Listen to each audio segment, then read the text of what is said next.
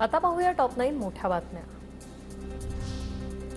अनिल देसाईंना मुंबई पोलिसांच्या आर्थिक गुन्हे शाखेचा समन्स ठाकरे गटाकडून शिवसेनेच्या पक्ष निधीतून 50 कोटी काढण्यात आले। शिंदे गटाची तक्रार, मुख्यमंत्री एकनाथ शिंदेंकडून ईओडब्ल्यूकडे तक्रार।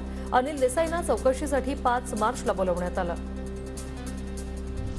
बारामती, कोल्हापूर, पुणे सर्वच ठिकाणी भाजपच निवडून येणार, भाजप नेते चंद्रकांत पाटलांचं विधान। तर सुप्रिया सुळे बारामतीमधून 2 लाखांपेक्षा अधिक मतांनी निवडून येतील, संजय राऊतांना विश्वास।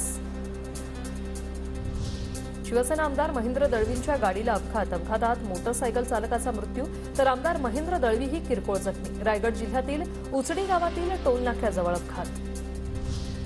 सगळ्या पक्षाला संपवून भाजपला जिवंत राहायचं आहे का? सिंधुदुर्ग रत्नागिरीची जागा सेनेची, आम्हीच लढवणार। रत्नागिरी सिंधुदुर्ग लोकसभा जागेवरून रामदास कदमांचा भाजपवर निशाणा। रामदास कदम काय म्हणाले तो त्यांचा निर्णय एकनाथ शिंदे घेतील। चंद्रशेखर बावनकुळेंची प्रतिक्रिया, कदम यांचं मत महायुतीचं मत नाही, ते त्यांचं वैयक्तिक मत। भाजपने नेहमीच घटक पक्षांना मात दिला, बावनकुळेंचं वक्तव्य।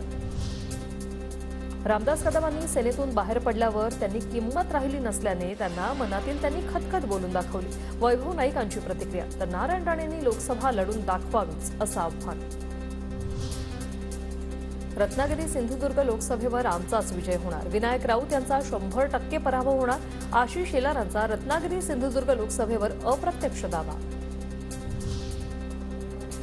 महायुतीतल्या संघर्षाची ही सुरुवात, निवडणूक जवळ आली की खरा पिक्चर दिसेल। रामदास कदमांच्या वक्तव्यावरून थोरातांची महायुतीवर टीका।